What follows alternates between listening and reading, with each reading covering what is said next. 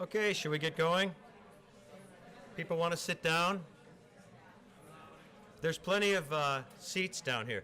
Is this mic working? Can you hear? Excellent.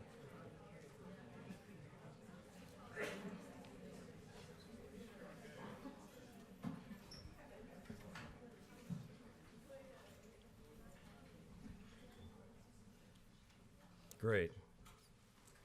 Good afternoon, everybody, and welcome to the first lecture in the Department of Studio Art Fall Lecture Series. I'm Gerald Otten, and I direct the Studio Art Exhibition Program. It's a pleasure to introduce to you today our Fall Artist in Residence, Christopher Cozier. Mr. Cozier, a multimedia artist whose work involves drawing, sound, video, performance, constructions, and installation, was born in Port of Spain, Trinidad, where he continues to live and work today. He was educated at the Maryland Institute College of Art, where he earned the BFA and completed his MFA at Rutgers. He has an extensive international exhibition record. Recent solo exhibition venues include A Space in Toronto, Canada, the University of Iowa Art Museum, Nicolage Art Center in Copenhagen, CCA 7 in Port of Spain, Trinidad, the Bag Factory in Johannesburg, South Africa, and Tent in Rotterdam. Group exhibition venues include Leçons de Mémoire at the Musée du Louvre in Paris, Beauty Queens at the Victoria Museum in British Columbia, Reading the Image, Poetics of the Black Diaspora, a traveling exhibition throughout Canada, Arte Nuevo Interactiva 07 in Merida, Mexico, and the Havana Biennale in Havana. He's currently included in two international group exhibitions, Infinite Island at the Brooklyn Museum, which opened September 20th and was reviewed in the New York Times, I believe last week, and online one of Christopher's images was featured. And Equatorial Rhythms at the Stenersen Museum in Oslo, Norway, which opened last week. Christopher was actually there 2 days ago. He's written extensively on contemporary art and is on the editorial board of Small Acts, a Caribbean journal of criticism, and is an editorial advisor to Bomb magazine. His work has been featured or reviewed in numerous catalogs and publications, including Modern Painters, the New York Times, Now Magazine, and the Caribbean Review of Books. He was awarded the Pollock Krasner Foundation grant in 2004, and he's the subject of a documentary film, Uncomfortable, The Art of Christopher Cozier, by Richard Fung. On Monday, October 8th, Mr. Cozier will moderate a panel discussion entitled Conversations from Here. Panelists will include Nicole Awai, a Trinidadian artist living in New York, Jerry Philogene, who teaches in the American Studies Department at Dickinson College, Richard Fung, a Toronto-based video artist and writer, and Krista Thompson, assistant professor of African diaspora and African art at Northwestern University. The panel will take place at 4:30 in Kreindler Auditorium, Haldeman Hall, and is sponsored by the Department of Studio Art, the Leslie Center for the Humanities, and the John Sloan Dickey Center for International Understanding. Immediately following the talk, we'll have a reception for Christopher in the Jaffe Freedy Gallery, to which you're all cordially invited.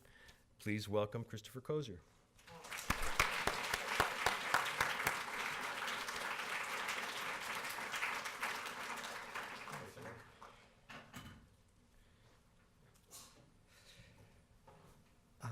Thanks, Jerry, and thanks to all of you all for having me here. It's really funny how things work in the world and where you find yourself.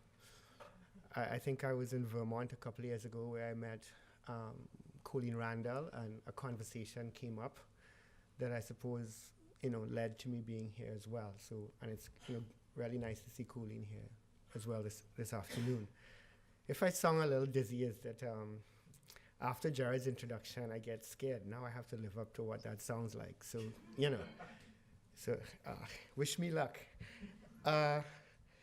What I wanted to share with you all is just one or two of the projects that I've been involved in my work over the last couple of years. And I don't usually give a talk like this, But then it just occurred to me that this isn't an art college, so there are people here who are in college and so on. So I thought it would be interesting to kind of show how certain themes and ideas have stayed with me from the period that I graduated from college, which things have gone, which things have come, and so forth.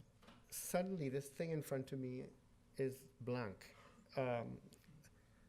Is there something I'm supposed to turn on? Ah, there. But the other one is blank. The one that's supposed to turn the screen on.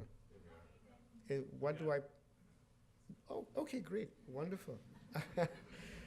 Okay, so I'll start with the sort of earliest work I did. This is the work I did, a couple of installations that I did just after I came out of art college and returned to the Caribbean. I was, as Jerry indicated, I was in art college here in the US in the 80s. And when I got back to the Caribbean, which would have been in 1989, I was really fascinated by how things in the city, Port of Spain, where I had grown up, how fast things were changing, and how the world that I had grown up in seemed to no longer be there, even within my short lifespan. So what I started doing was moving around the city at night and collecting fragments of antique architecture that had been demolished and using it to build objects. I built the objects in a very sort of makeshift manner. They basically held together. They were very unbalanced, and in the process too, I was also returning home, and there was work that I had made in the Caribbean before I'd even left. And what I decided to do from 1989 on would sort of be like the new work that I was going to make, and I was going to destroy everything I had made before. So what this work is, it's a combination of all my past work and the broken down parts of the buildings and the parts of the city that I grew up in. So it became a kind of way of trying to bring together personal narrative with the sort of social environment that I had found myself in. And something about the unwieldy nature of these objects, the way that they didn't quite fit together, their sort of disjointedness, to some degree also reflected my own origins as a person of mixed ethnicity and growing up in a place like Trinidad, in which the very accent I have is derived from the various cultures that migrated there. In other words, Trinidad is an island that was settled by the Spanish, developed by the French, invaded by the British.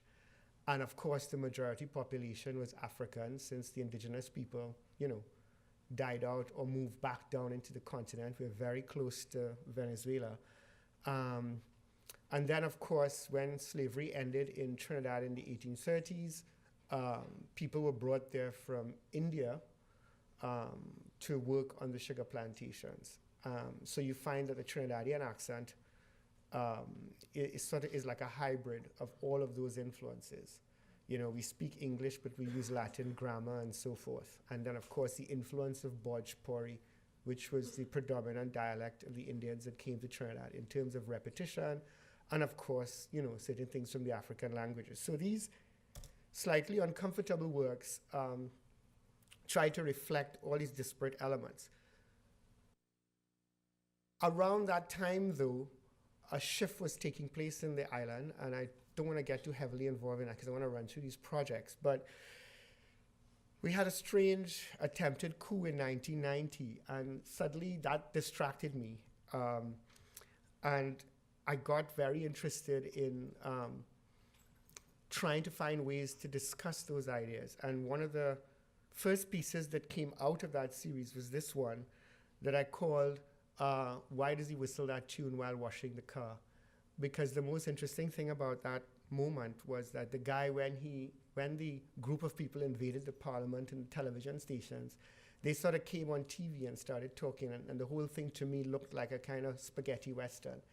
And the whole notion of the guy whistling that tune from the Clint Eastwood movies kind of occurred to me. So I kind of went through that that period. And then I got to another point. So we are sort of like around 1991, where I decided I just wouldn't make things anymore. I got very, very frustrated with making things, and I decided that I would work conceptually with craftsmen. And one of the first pieces that came out of that series was this one, in which I cut out a postcard, and I started collecting postcards and descriptions of very gruesome murders from the newspaper, and splicing them together and putting them in these very kind of gaudy, ornate, almost 19th century looking frames. And they were called Wait, Dorothy, Wait. And Wait, Dorothy, Wait was the name of a popular song in the early 90s, in which the musician was saying, Dorothy is a kind of metaphorical female entity, for lack of a better term, in a lot of Trinidadian music from the 20s to today. Somebody's always talking to Dorothy. I don't know where the tradition began. So the song basically is the guy saying that he wants to, Dorothy wants to go out and party, but he's so worried about all the political things that are happening in the country that he wants to have them solved before he can go and have a good time. So in a way, I was looking at a lot of the tropical fruity paintings and thinking that they perhaps, you can probably die on a really nice sunny day. You can drown in the sea, you can be run over by a car, or you can be murdered like this person. I can't remember the two clippings, but one was something about a church lady that got stabbed 136 times. And the other one was about a taxi driver that got driven over 6 times by the guys that tried to steal his taxi. So by juxtapositioning the idyllic tropical setting with the gaudy frame implying that it's art, I brought up a whole narrative about imagery and its implications. That continued into a series of performances that I did around 91, 92. The most talked about one was one called Conversation with a Shirt Jack. A shirt jack is a kind of a suit that third world politicians coming out to the whole Banda sort of nation-state independence movement of the 50s and 60s would wear, a kind of thing that looks like a bush jacket, but they would make it out of sort of suit material, like navy blue material. And what I did was I basically just put out these flyers telling people that at a certain time I would be talking to this suit. And I was shocked to see how many people turned up, just like this evening. So, and what I did basically is I asked the suit a couple questions about Caribbean politics and development in the 80s.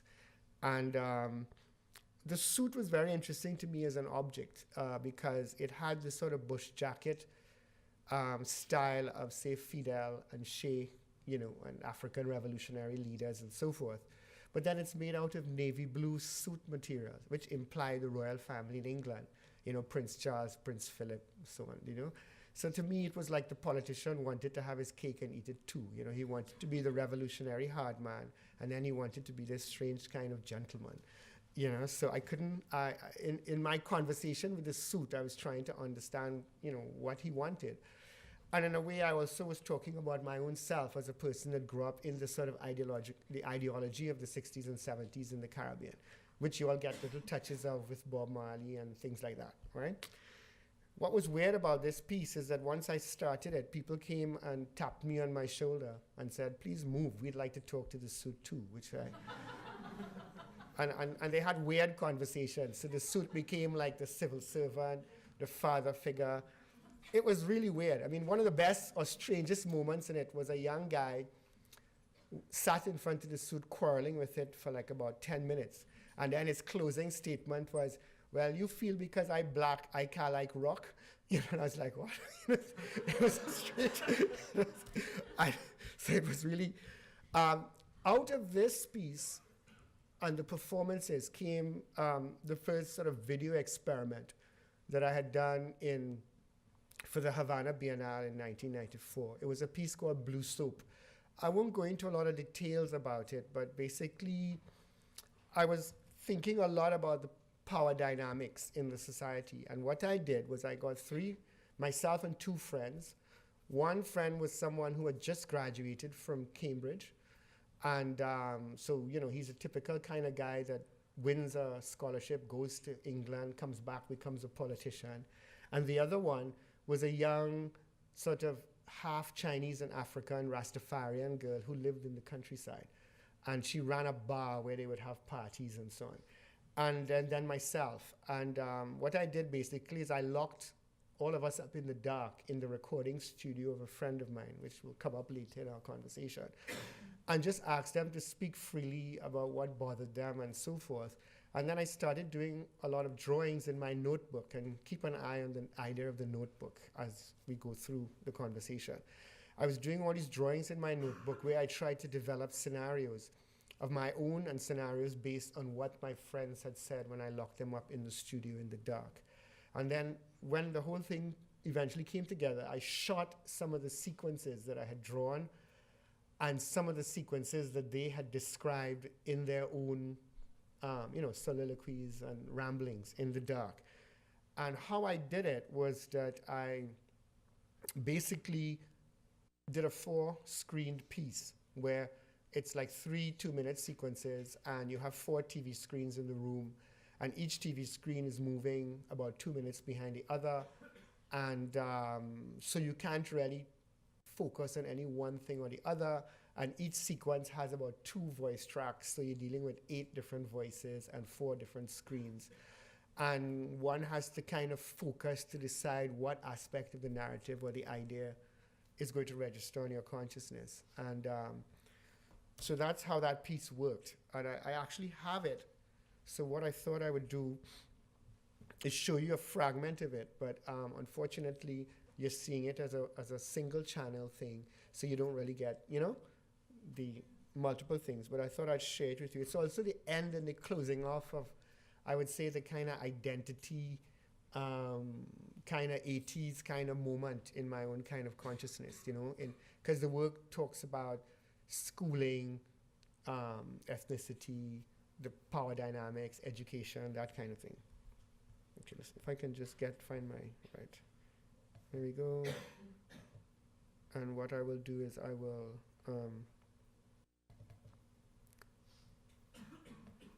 get it running.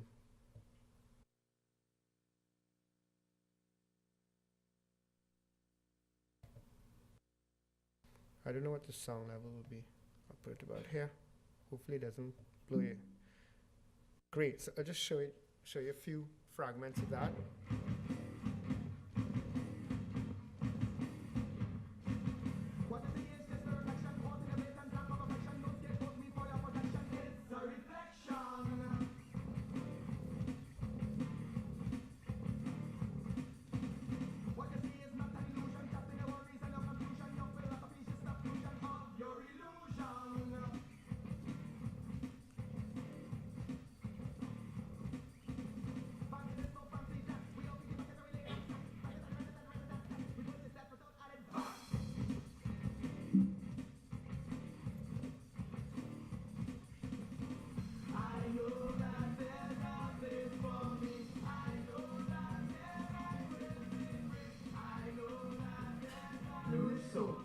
Persistent stains and odors, for keeping things clean and white, for washing the towns of rude children, for washing your mongrel, to keep away bad elements, and to bathe clean.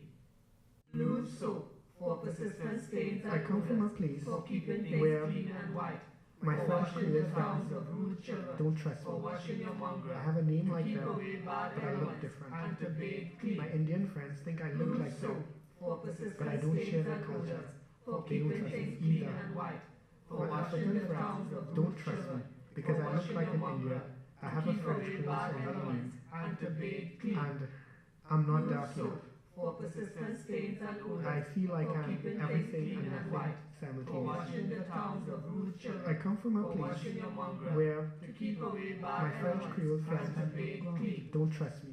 Blue soap, I have a name for like them, persistent stains but I and look odors, different. for keeping things My clean Indian and friends white, think I look like for them, washing the towns of but I rude don't share children, their culture. for washing your They don't mongrel, trust me to either. keep away bad My elements, African and friends to bathe don't clean. trust me because I look like an Blue Indian. soap, I have a French persistent Creole stains sounding and name, odors, for keeping things and clean and white, I'm not dark for enough. washing the towns of rude children, I for feel like washing your I'm mongrel, everything and to nothing keep away bad simultaneously. elements, and to bathe clean.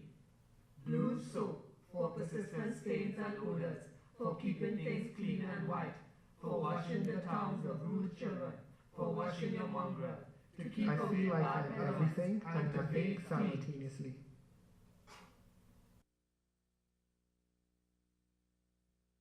Discipline, tolerance, I can't even breathe. I just discipline, need space. tolerance, But production. Discipline, tolerance, I production. don't know. I Discipline, don't know which road it tolerance, is, production. which discipline, direction. Tolerance, production. Discipline, You see, yes, tolerance, production. give me the strength. Discipline, I don't know what to do. tolerance, I just need to production. come out. Discipline, But it's how. tolerance, production. Why is order so Discipline. difficult to maintain? Tolerance, production. Discipline, Why are you keeping me back? You're not letting me go Production. anywhere. discipline, tolerance, production. I need to Discipline. breathe. I need to come out. Tolerance, production. Discipline, tolerance, But production. I know Discipline, stay on the road, tolerance, straight production. and now to Discipline, provide. tolerance, Just need to come Production. out from here. discipline, All this chaos, Tolerance. anarchy. production. What we need here is Discipline. some rules. Tolerance, People who follow Production. rules and understand what Discipline. we need. tolerance, Up. production. Hands up, Discipline, hands tolerance, down. production. Hands up, Discipline, hands up, tolerance, hands production. down. Hands up, Discipline, hands tolerance, up, production. hands down. Discipline, Hands up, tolerance, hands production. up, Discipline, down. tolerance, production. 3 times Discipline. 1 is, Tolerance, 3 production. times 2 is, Discipline, tolerance, 3 times Production. 3 is, discipline, 3 Tolerance. times 4 is, production. Discipline, 3 times 5 is how many? tolerance, No, production. come. Discipline, Come in front of the class. tolerance. Right. So I won't let it goes on and on. The one little factor that I didn't mention is that there were 2 performances that I had done around that time. One with a shirt jack and the other one with a whip, the whip that the guy is holding. And those are the whips that are used in the public school systems in the Caribbean. And they're still used. And what I had done actually is that just after I did the shirt jack piece, I went around the city looking for friends of mine that I had gone to school with who had become teachers. And then I would go to their respective schools and ask them to borrow their whips. And then I got a wonderful collection of whips. And that one that the guy is holding was my favorite one because it was a piece of guava wood that was cut with a slight curve where this end was heavier and this end was lighter. And then he wrapped masking tape around it. And I kind of asked him, well, why did you wrap masking tape around it? And he said, that's to make it more humane. And so the performance I had done was one in which I basically just did an analysis of the whip in front of a group of people and talked about its sort of Creole ergonomics and the cleverness of it. And then I also sort of discussed as a child in those schools the whole dynamic of where the teacher would keep the whip, and usually he kept it in the desk, and there was a ritual to bring it out to beat someone. So and going to Catholic schools at that time, there was an interesting analogy between where the whip was kept and where the sacrament was kept. And then, of course, there were other really interesting things about the way different boys would receive their licks, who would cry, who wouldn't cry, who would wriggle, who would stand firm. And then the different names that whips would have. Often the teachers would give the whips names like almost similar to the royal family, or names that had a kind of phallic implication. So, there was a lot of, so that piece turned into a very interesting work in the sense that I allowed people to write all of their personal experiences with the whip, and it turned into a very large collection of personal, commentaries or testaments, all right? And then that evolved into the performance. Something really weird happened when I was doing this video work. So let's say we're about 95, 96, so we're trying to get us to where we are now. And I realized that throughout this entire process, I kept very meticulous notebooks in which I wrote and drew and in which I tried to figure out my ideas. And somehow the video thing, fundamentally I was trained to be a painter. So even though video excited me, the kind of instantaneity of it, something about the interpersonal, something about the private, because even though my work takes on issues, I suppose social issues, I consider my work to be very private. I consider it to be a personal narrative. I don't see myself as sort of like an activist out in society making statements. I see myself as more trying to figure out sort of like my own story and trying to figure out what the levels of empathy would be with other people in other places or people just right next to me. So the irony is that when it's just me, pencil, paper, eraser, bottle of ink, and I feel like I have more power and I feel like I have more control. And I feel that there's a greater fluidity. And so I was trying to work out in my mind at that time in my own practice whether there is a thing as public work and then there's a thing as private work, in the sense that some work has maybe digital work carries with it the aura of public address.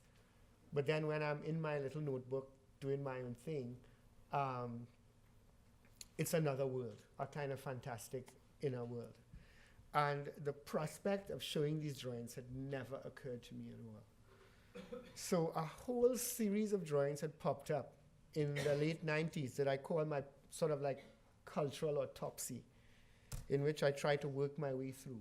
And then when an idea hit me, it would turn into a sort of projected work or graphic-oriented work. Like this is one of the things that came out of my early drawings. And this is an image that has stayed with me for quite some time. And it's basically a digital work. Somebody wants it. I say, okay, do it 20 foot wide, 10 foot high. And I send it to them, by a computer or whatever. This was another one from that same period. And the notebooks were very, very private. And then I started deciding that I would make objects occasionally derived from something that sits in the notebook. And usually they're site-specific, like a specific location would generate an idea.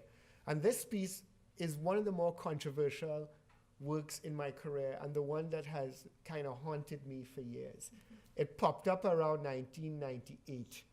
And I did it because I was asked by a group of friends to do a work in Barbados, another Caribbean island, which has a very strange kind of colonial history, very different from that of Trinidad, where there is still something like a plantocracy and where the society still functions almost like a little miniature. They call it Little England in the Caribbean, but it's really Little Rhodesia if you see it in another way. And but to some people, it's just a tourist island where they just come and go and they never know anything about the internal anxiety of the island per se. And this piece is something that came out of me and it turned into a very frightening experience. I mean, you can read it, right? It's a very straightforward thing. The name of the piece is Art and Nation, Notes, Things We Must Learn from Day One. And it basically says them, white people, rich people. Bullas is a derogatory term in Trinidad for gay man. People from big countries and all of the above. And the other side, us, as in who we are, people who must pray, people who must work hard, people who must learn to love their culture and always respect their leaders. When I put the piece out there, I thought something of the irony and something of the displacement in narratives around nation building would be understood. But tragically, it was not. And I had people calling me on the phone saying, well, yes, brother, we're down with you, And I withdrew the piece from circulation. But as Jerry indicated, Richard Fong, a Canadian artist and filmmaker, saw the piece and visited me around 1998, 99. And we had a discussion about it. Richard Fong is a well-known artist and activist in Canada. Initially, his work orbited issues of, gay identity and the politics of that in relation to ideas of cultural diversity and so on. And he decided that this work would bring up really fascinating ideas for a place like Canada. So we did a project with it in Fuse, and it eventually led to a project I did at the A Space in Toronto in 2004. But this piece keeps being reproduced, and people keep coming at it from all kinds of angles. But I'm absolutely terrified of this piece now. I just don't even want to go there again, but I thought I'd share it with you. After this time, I ended up going to South Africa, and I did a series in South Africa. So now I'm drawing, but these are big drawings. These drawings are about 7 foot high. The figure is life size. And the drawings for this whole series that I call Intersection, the drawings, I used the crutch a lot. And around that time, the idea that was in my mind was the notion of, I kept drawing this figure that was in some way physically impaired. It was hopping on one leg. And a whole conversation about autonomy and independence started popping up in my mind. In other words, if you're hopping on one leg, you're vulnerable, and people will help you. If you put your foot down, you could become a threat. So with conversations about domination and power, the degree toward which you feign injury, the degree toward which you look assertive can determine the kinds of power relationships you have. So I kind of use the word original injury, playing off on the concept of original sin. And to talk about ideas of ethnicity and talk about colonial relationships. So this entire series I did in South Africa. And there's a whole debate around it. So these are 2 versions of it. One, the crutch as gun. The one is the guy trying to decide if he should put his foot down and walk, whether he'd become threatening, or whether he should stay leaping and hopping on one foot and getting support. And it evolved into a whole series of drawings that I won't go into in detail. But it just gives you a sense of the scale and how you try to install them. So it's like a kind of long, grand scale narrative. The crutch becomes a pair of wings, it becomes a gun, it goes through a number of metamorphoses, right? During that period of time, I started doing a lot of printing. I did a couple editions in South Africa. And this one called Sound System was an attempt to do something about music. I never understood that it would evolve into a work in itself. I'm kind of taking you to a point. This is the song work. I think I'll share the song work with you at the end of the presentation so you can hear it when we're leaving. It's the one that I'm doing in Oslo now. But this is like a kind of graphic diagram that evolved out of it. In other words, 4 speaker boxes in the corner of the room create a physical space by the power of the bass and an ideological space by the content of the music. And I think this happens in dancehall in the Caribbean, in calypso, in rap, in just about every form of dance music. It's not just about jumping around. It's also about the kind of mental space one finds oneself in. Just around the time I was doing this, I was looking through a lot of old 19th century catalogs. And an entire body of work came up with these 3 characters. The one in the middle was the first one I'd found. And it's just one of those, 18th century runaway slave things. And what I wrote under it was Going North. And that became the title for that work for me after that point. Then I found this one here, which was a kind of plantation guy, presiding over land and so on. And I called that one Winner Takes All. And I kept writing it under that one all the time. And then I had done this drawing of a businessman, like running with a briefcase. And under that one, I wrote, and to think he was such a, a polite boy, and in a way, a kind of story about islands and developing societies was haunting me. So in other words, I tried to define an island. You would have maybe 2 owners, 2 winners,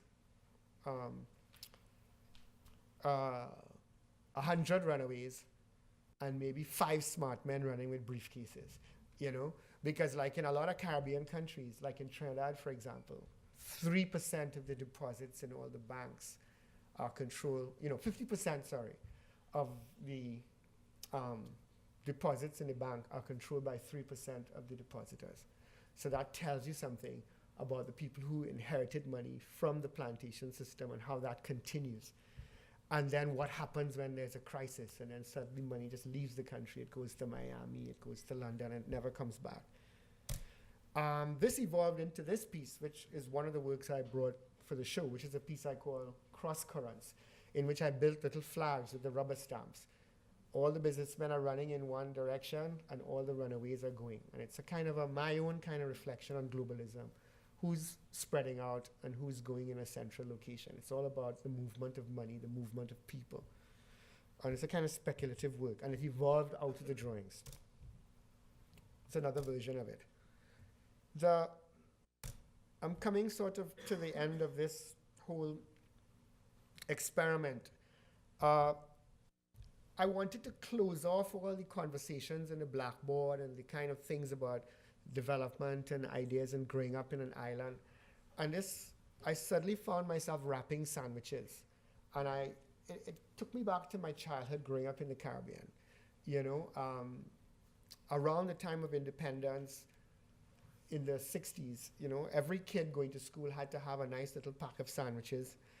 And I discovered that sandwiches were actually, sliced bread was invented in Iowa, right?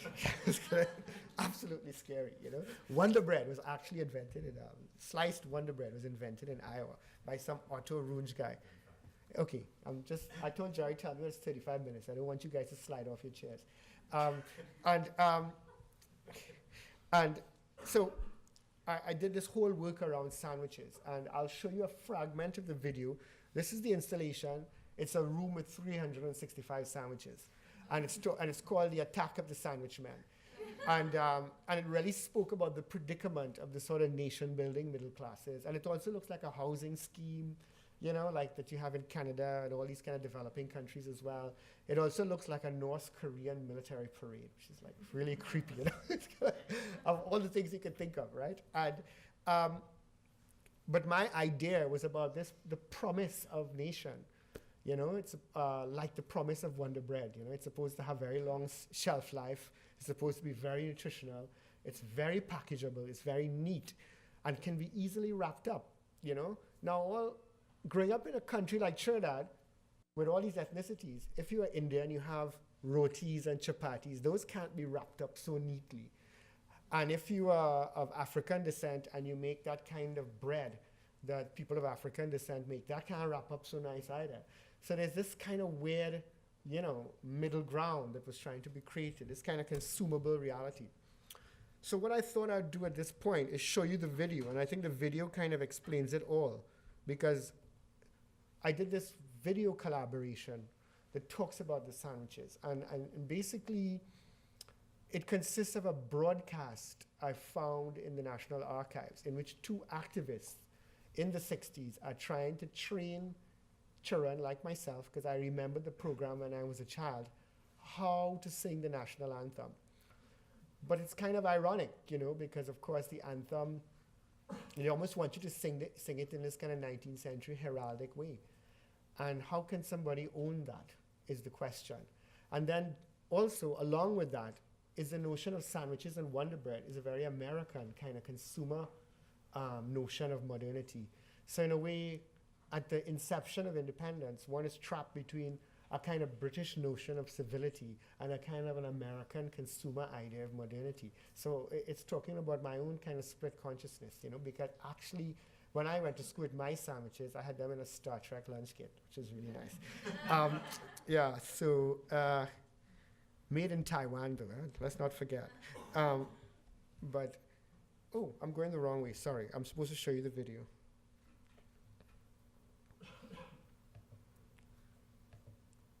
I'm just going to show you a couple of minutes. I won't do the whole thing. This one goes on and on. It'll drive you crazy. It's intended to be kind of, you know, feel monotonous. Okay, here we go. Are you guys still awake? Okay. I just have 2 more projects, and then I just love to have questions and talk, you know. It wasn't my plan to keep you up all this time. Yeah. Sorry I can't serve coffee, you know. Okay. Okay, here we go.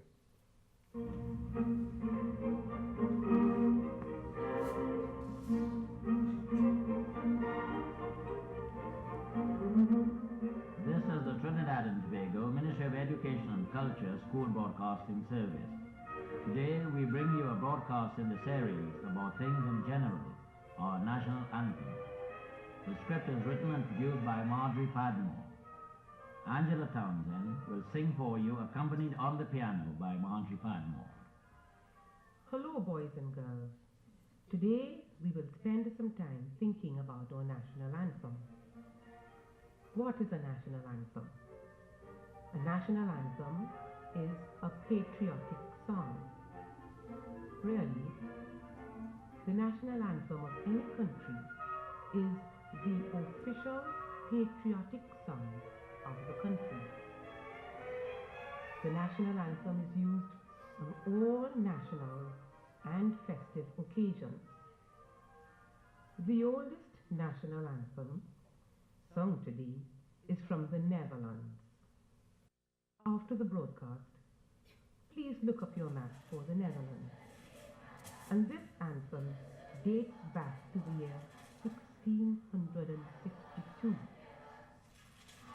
Our national anthem, the only national anthem of Trinidad and Tobago, dates back to the year 1962, the year of our independence.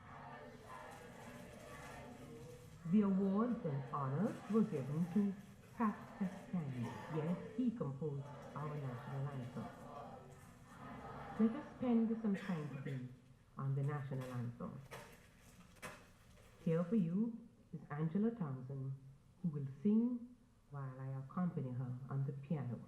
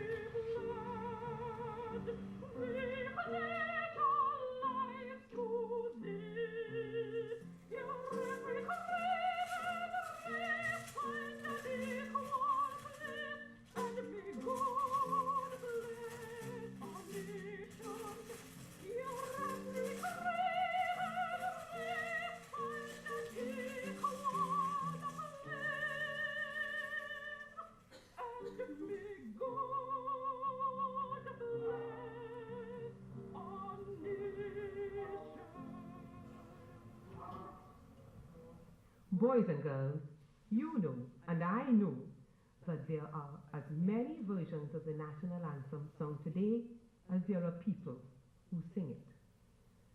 Today we make an attempt to correct them. I want to draw your attention to the line. I don't have to say more. I mean, you get the message.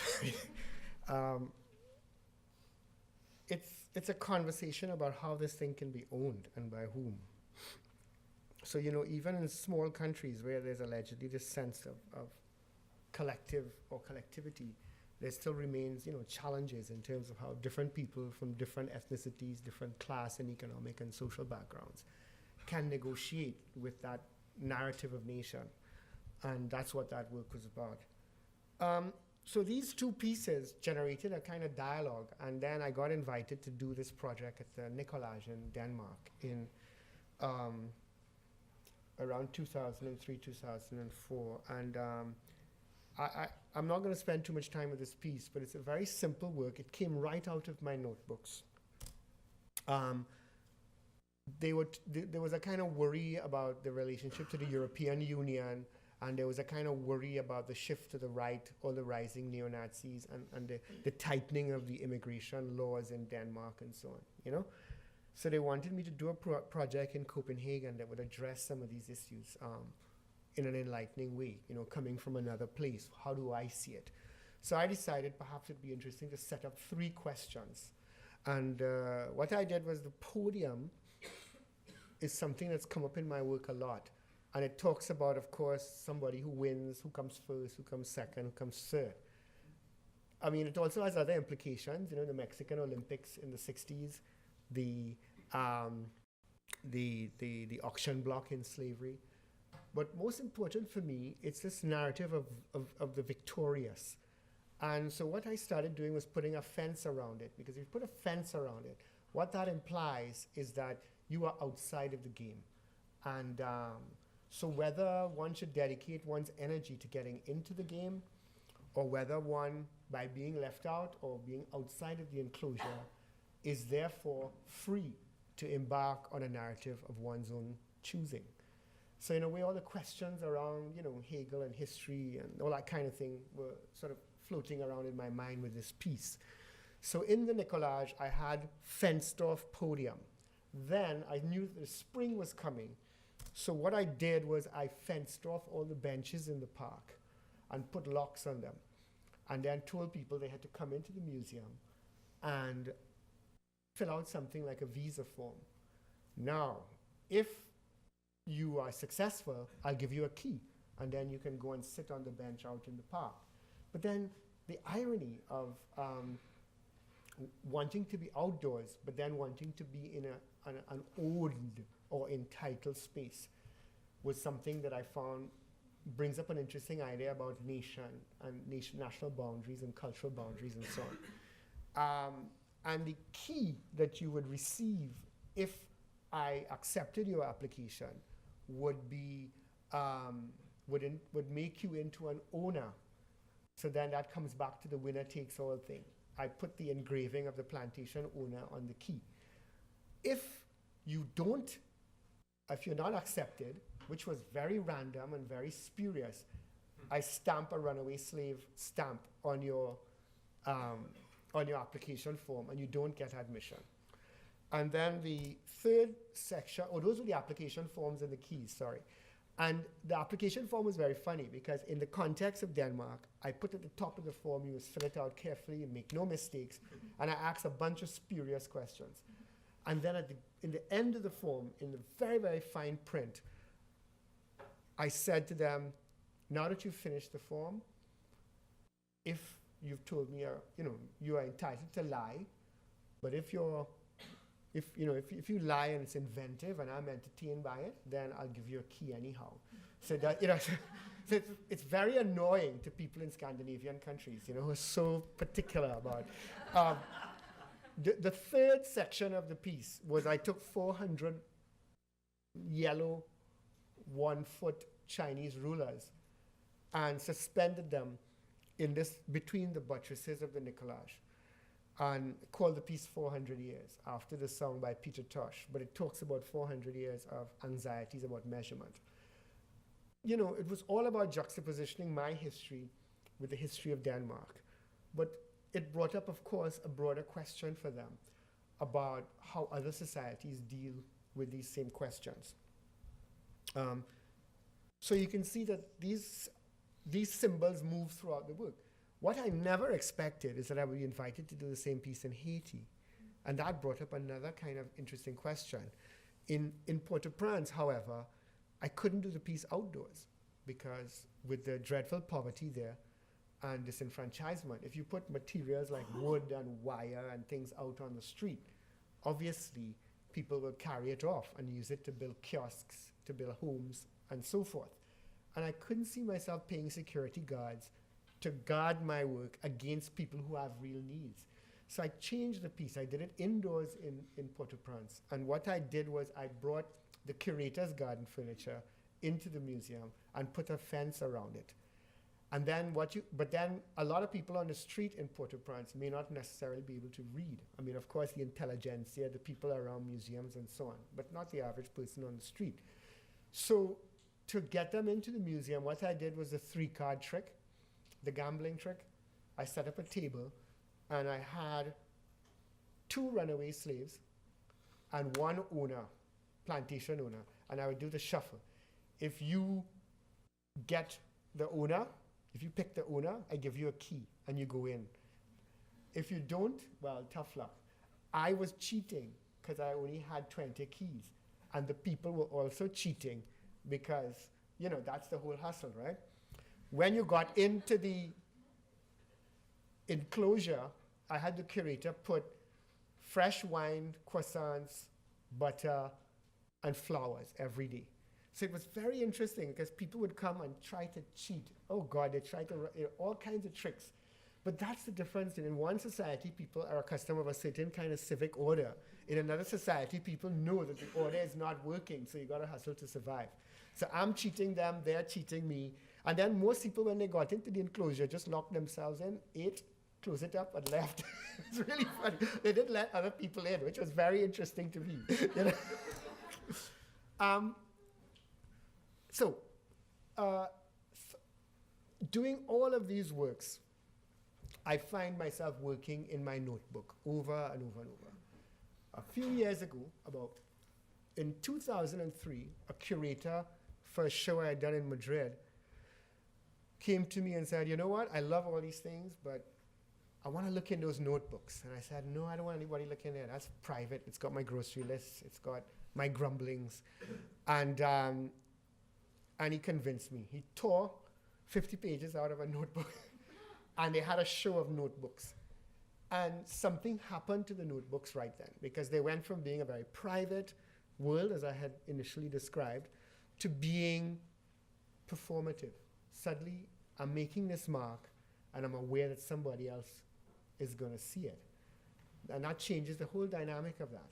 So what I then said, well, if that's the case, then I'm going to do a specific series of notebook entries with the awareness that I will show them to people. But at the same time, how do I maintain the spontaneity and the instantaneity of that? And then I'm also kind of interested in what kinds of odd narratives, what random thoughts and reflections would occur. Around the time that these notebooks came about, you must realize that I'm talking about being in all these locations at once.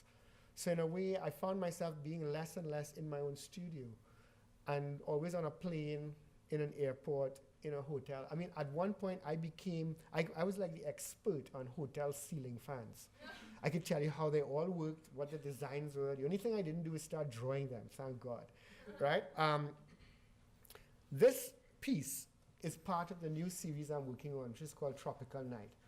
And it's basically a very diaristic, self-consciously diaristic body of drawings that has been going on since the latter part of 2005, in which I had reconciled myself to the fact that people will see these drawings. And this is actually I'll let you into the process a little bit. I collect newspaper clippings and all kinds of funny things.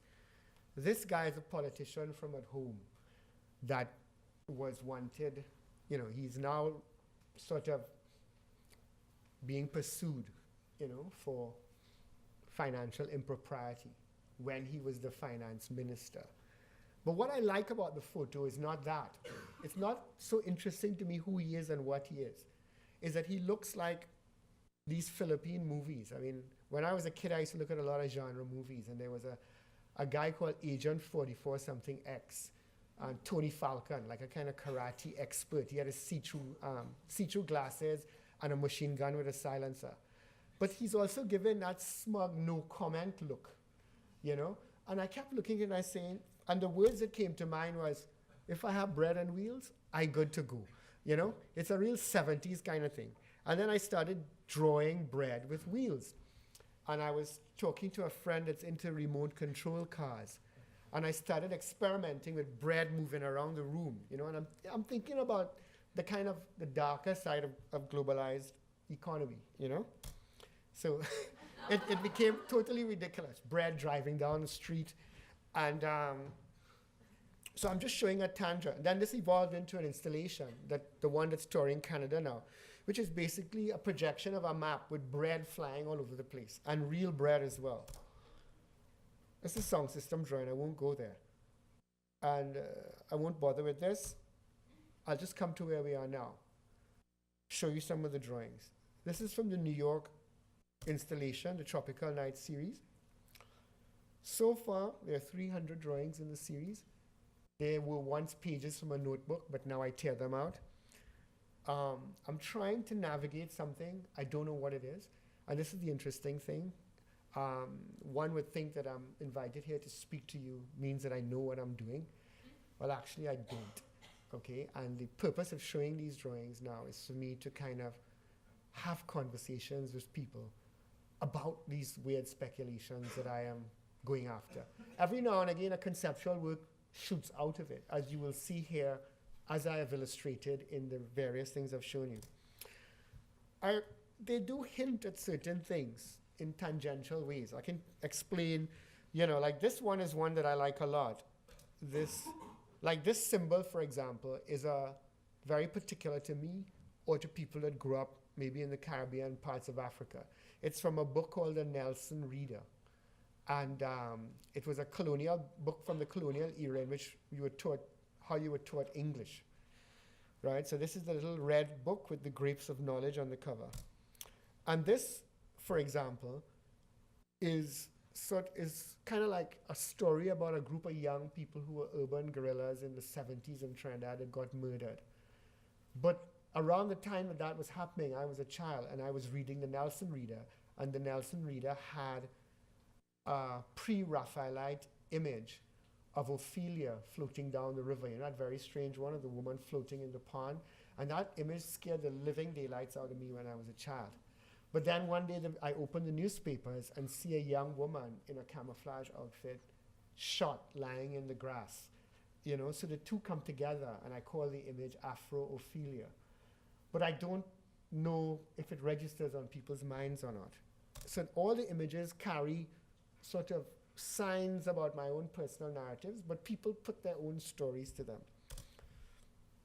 These are some drawings I did after being in Haiti, because the place just freaked me out.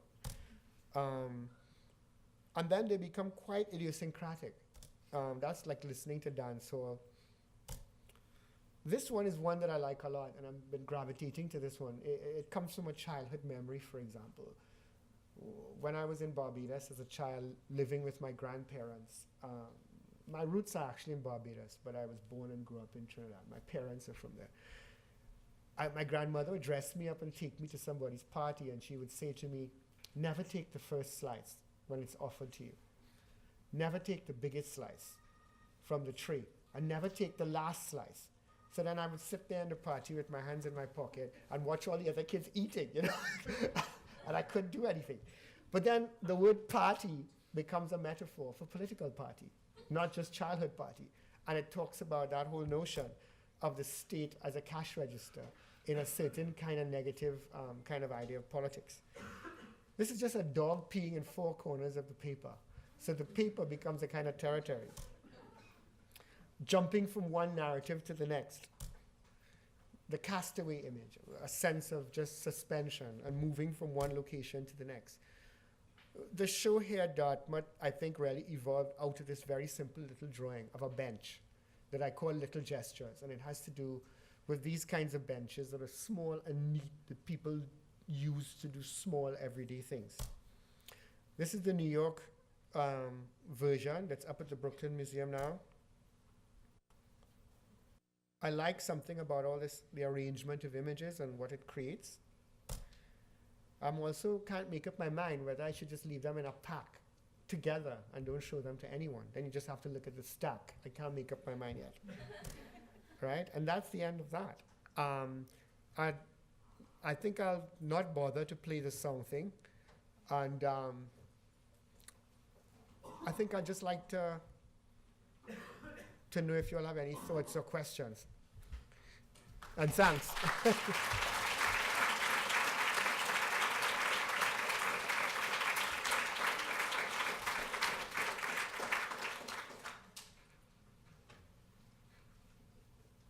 Good, let's go. It takes about 20 seconds. I know.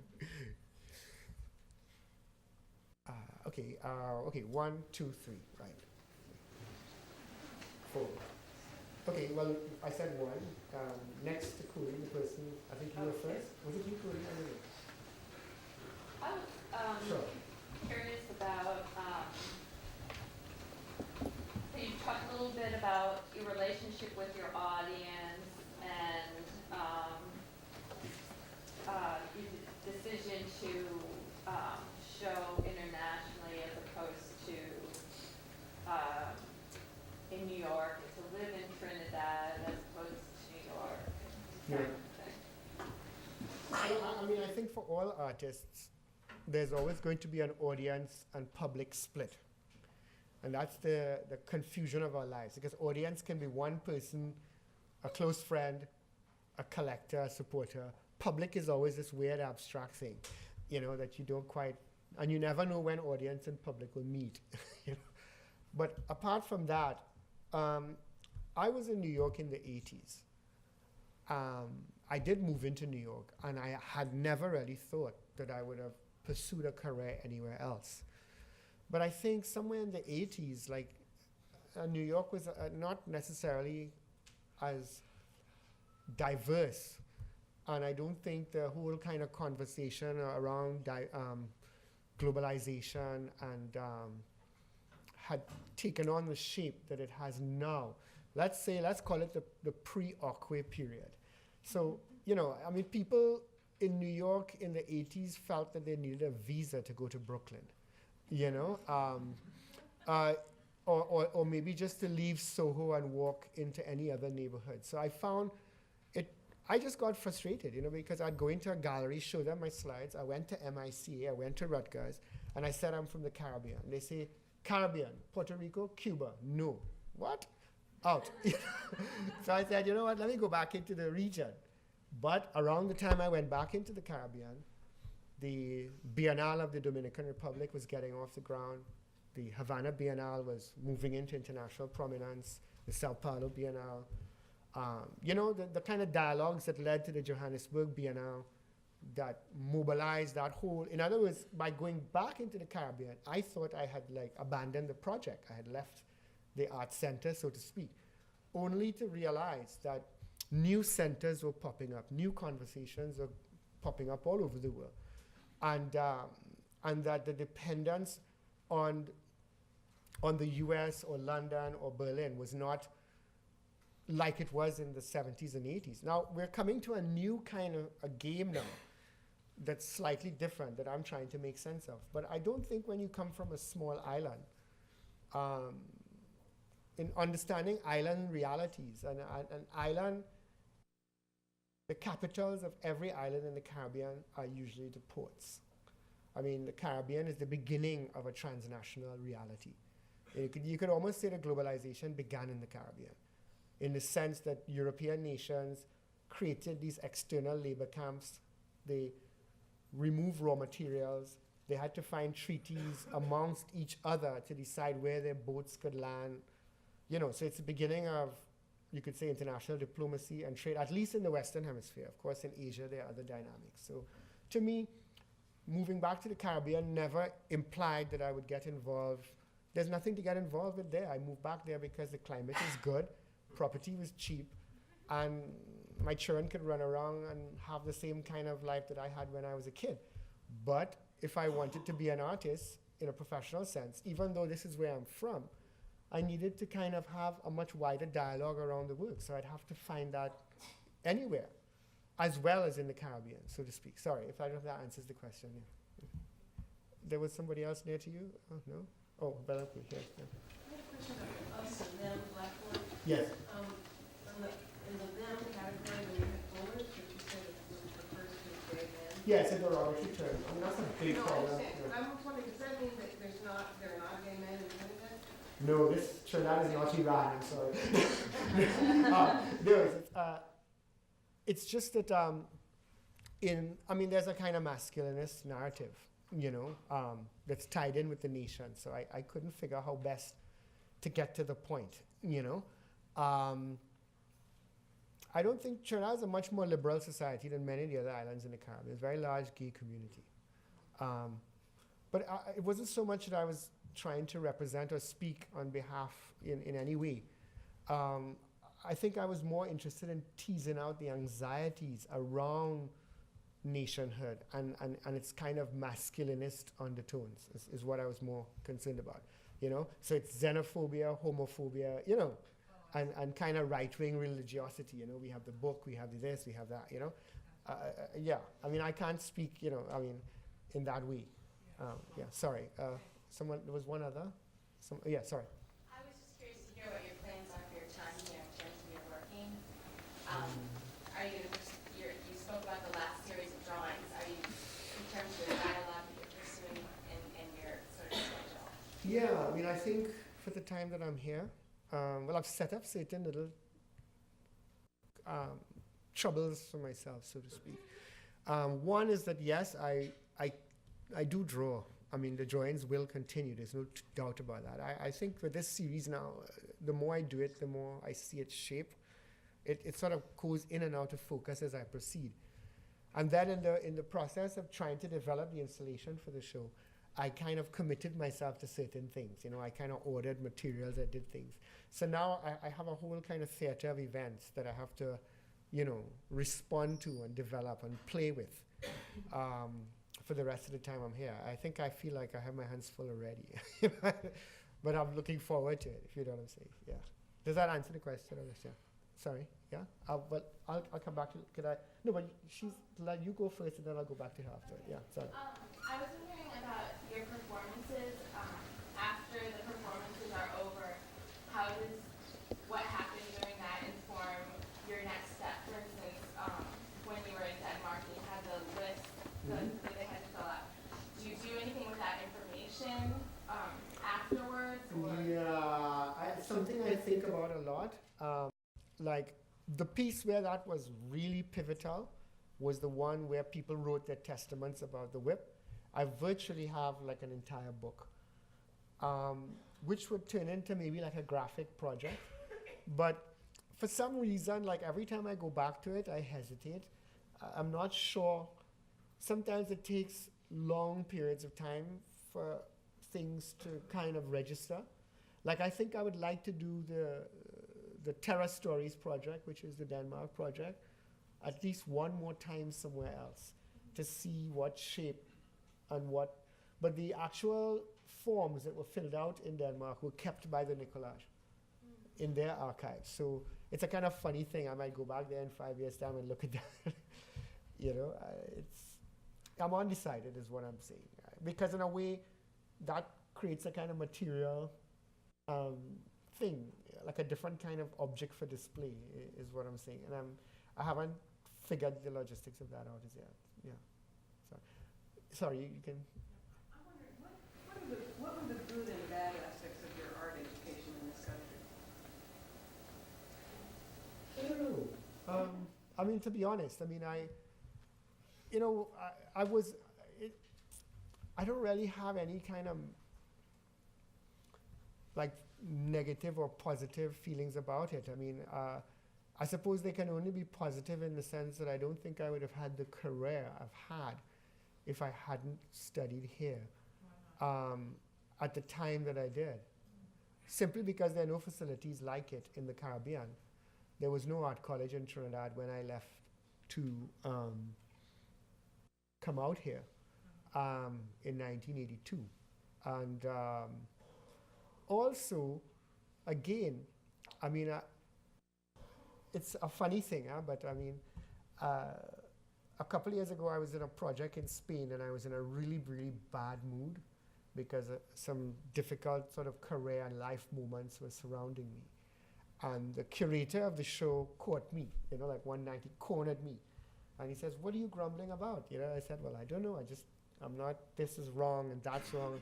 And he said, "But you come from a tiny little island." I said, "And what's your point?" He said, "Well, you know, Picasso had to leave Spain to go to France to become a serious artist. You know, why do people, you come from a very small place, why do you think your situation is special or different from anybody else's? Anywhere else in the world, you know?" So when he said that, it sounded kind of cynical, but it kind of made me think. I mean, a lot of artists have to move from one location to another, sometimes for stimulation, to get a shift of consciousness about a problem you can't quite figure out in your own thinking and in your own work.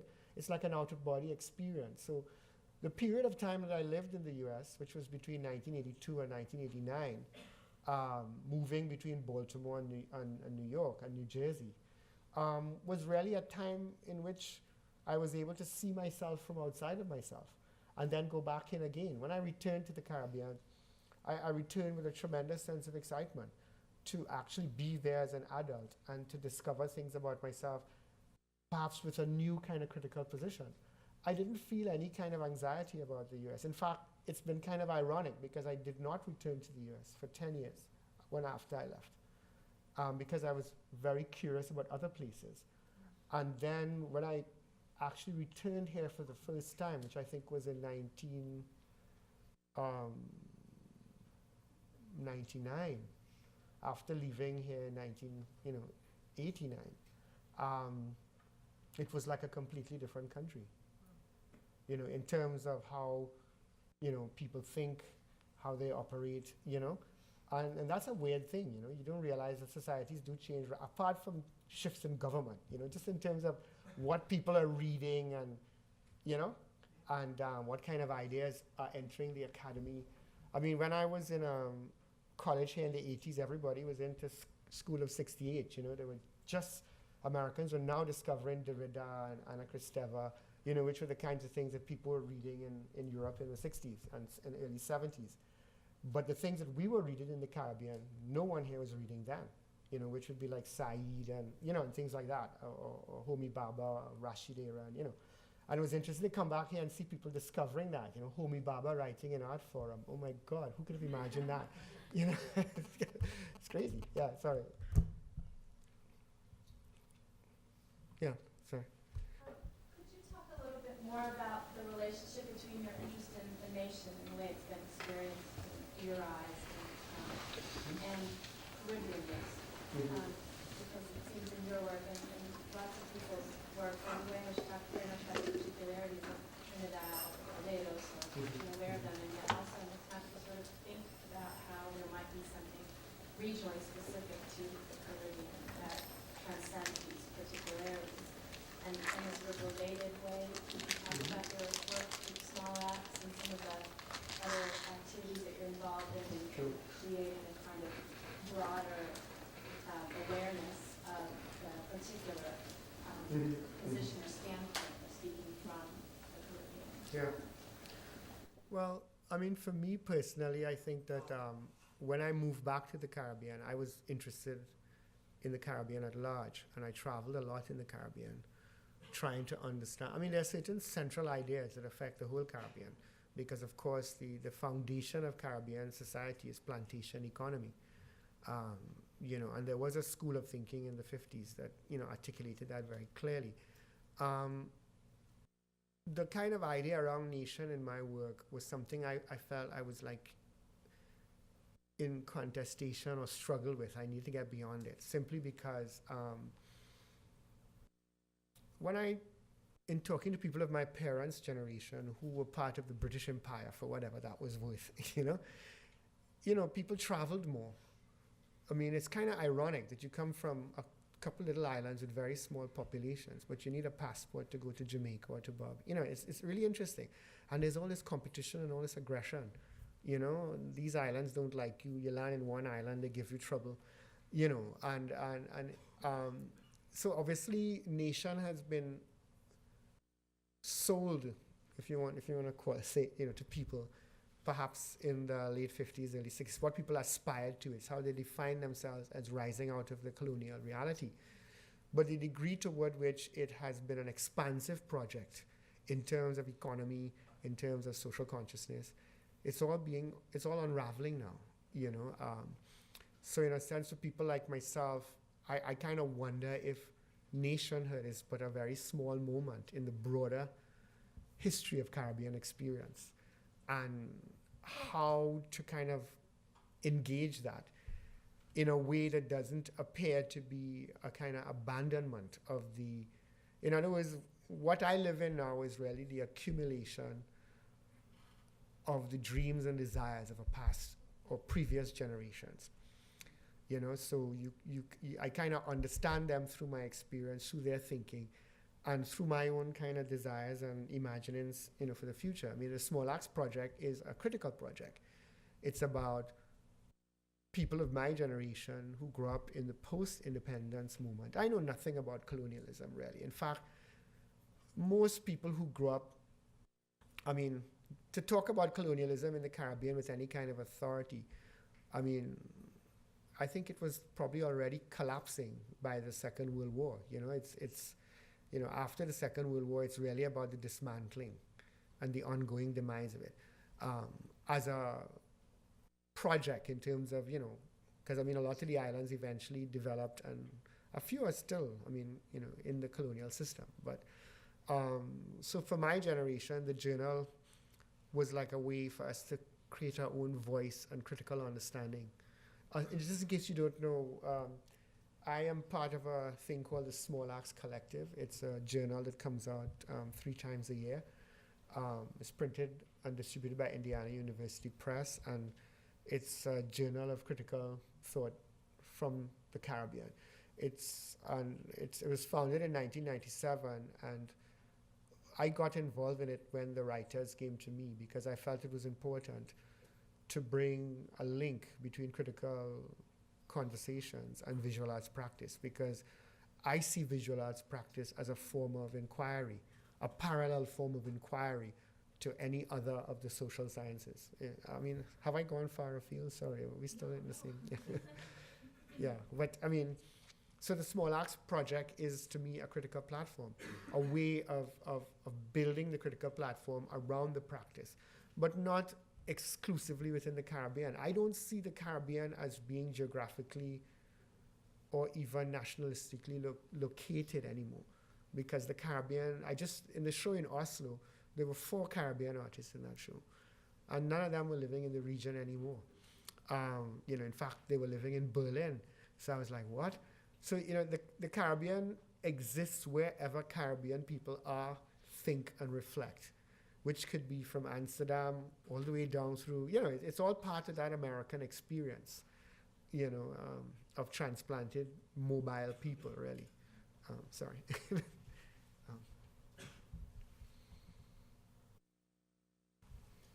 Should we go? Thanks.